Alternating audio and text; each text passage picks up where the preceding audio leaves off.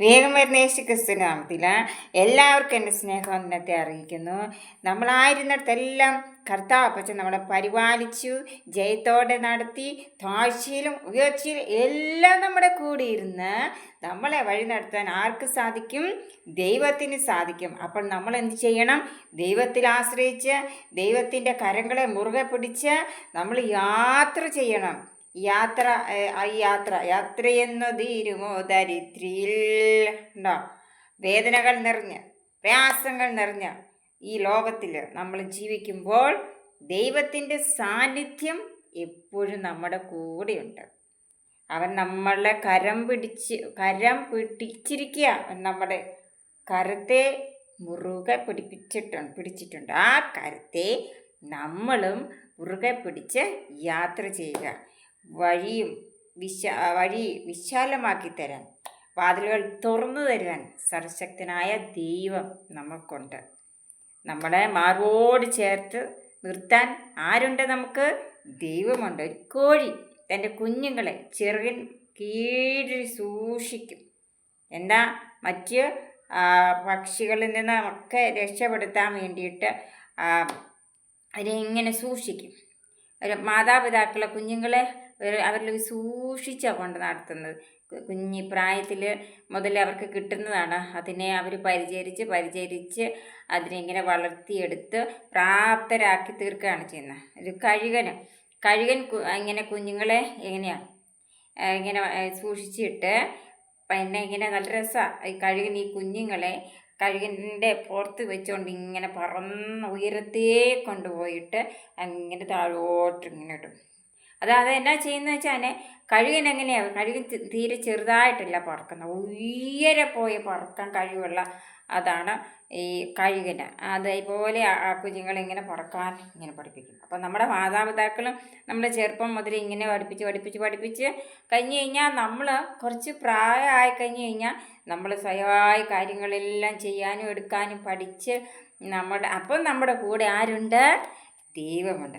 ജനിക്കുമ്പം മുതലുണ്ട് ദൈവം. നല്ലൊരു അപ്പൻ്റെ അമ്മയുടെയും കൂടെ ഒരു സ്നേഹവും കരുതലും പ്രാർത്ഥനയും ഇതെല്ലാം കൂടെ ആയി കഴിയുമ്പോൾ നമ്മൾ നല്ലൊരു പ്രാപ്തരായി തീർക്കണം.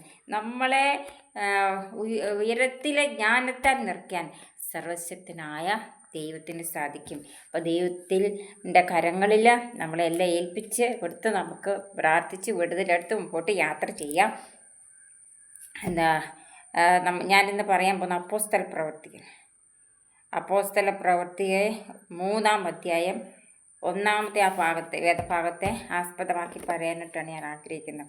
ഒരിക്കൽ പത്രോസും യോഹന്നാനും എത്ര മണിനേരമാണെന്നറിയോ? 1 2 9 മണിനേരം പ്രാർത്ഥനാ സമയത്ത് ദൈവത്തിൻ്റെ ആലയത്തിലേക്ക് ചെല്ലുമ്പോൾ ആ അമ്മ, അതായത് അമ്മയുടെ ഗർഭം മുതൽ മുടന്തനായ ഒരാളെ ചിലർ ചുമന്നുകൊണ്ടേ വരുന്നു. തീരെ ജനിച്ച് വീഴുമ്പോഴേ മുടന്തനായിരുന്നു. അതിൻ്റെ ദൈവത്തിൻ്റെ ആലയത്തിൽ ചെല്ലുന്നവരോട് വിഷയാചിപ്പാൻ സുന്ദരം എന്ന ദൈവാലയ ഗോപുരത്തിങ്കൽ ദിനംപ്രതി അവനെ ഇരുത്തുമാറുണ്ട്.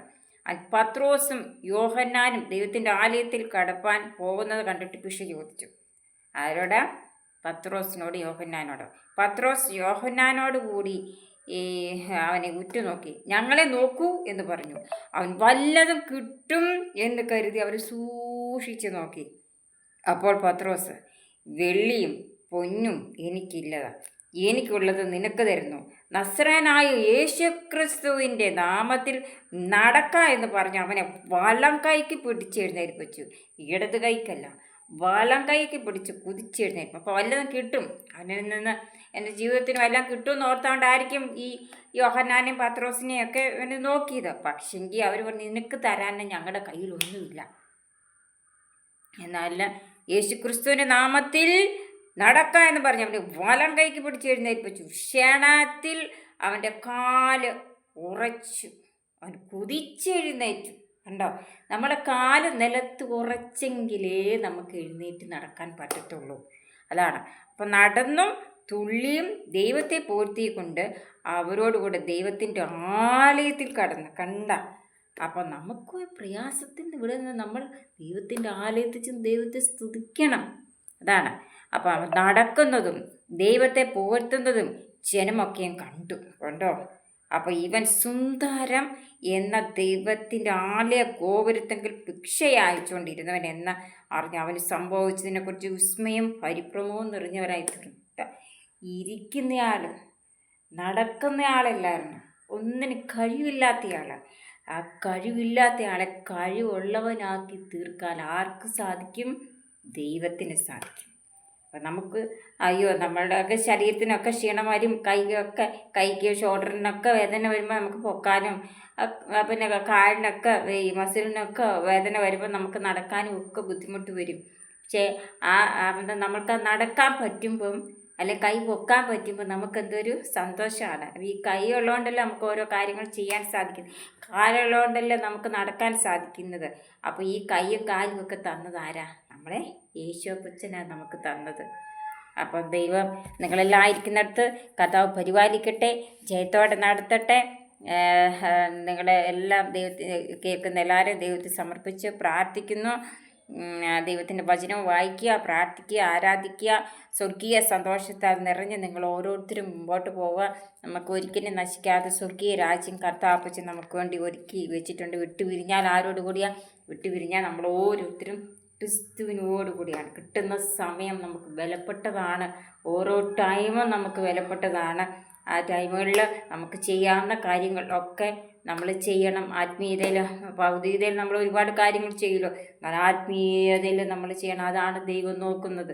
ഭൗതിക കാര്യങ്ങൾ ചെയ്യണം എന്നുണ്ടെങ്കിൽ ദൈവം നമുക്ക് കഴിവ് തന്നെങ്കിൽ മാത്രമേ ചെയ്യാൻ പറ്റത്തുള്ളൂ. എന്നാൽ ആത്മീയ കാര്യങ്ങൾ നമുക്ക് ചെയ്യാവുന്നത് നമ്മൾ ചെയ്ത് നമ്മൾ മുമ്പോട്ട് പോവുക. ദൈവത്തിൻ്റെ കരുതൽ നമ്മളോട് കൂടിയിരിക്കും. ഞാൻ പ്രാർത്ഥിച്ചിട്ടാണ് എനിക്ക് ഇതിനൊക്കെ ഒരു മനസ്സ് കിട്ടിയത്. നാം പ്രാർത്ഥിച്ച് എനിക്ക് എൻ്റെ കർത്താവിൻ്റെ വചനം വായിക്കണം, പ്രാർത്ഥിക്കണം, ആരാധിക്കണം, കർത്താവിൻ്റെ സന്നിധി പോകണം. ഇതൊക്കെ ഞാനിങ്ങനെ പ്രാർത്ഥിച്ചിട്ട് എനിക്കതിനൊരു മനസ്സ് കിട്ടി. അതാണ്. അപ്പോൾ ഈ മനസ്സാര് തരും? നമുക്ക് ദൈവം തരും. ഇനി വലിയ ജ്ഞാനമൊന്നും വേണ്ട, നമുക്ക് മനസ്സ് മതി. ബൈബിൾ വായിക്കാൻ, പ്രാർത്ഥിക്കാൻ, ആരാധിക്കാൻ, ദൈവത്തിൻ്റെ സന്നിധി പോകാൻ. എല്ലാവരും ആയിരിക്കുന്നിടത്ത് കർത്താവ് പരിപാലിക്കട്ടെ, ജയത്തോടെ നടത്തട്ടെ. God bless you.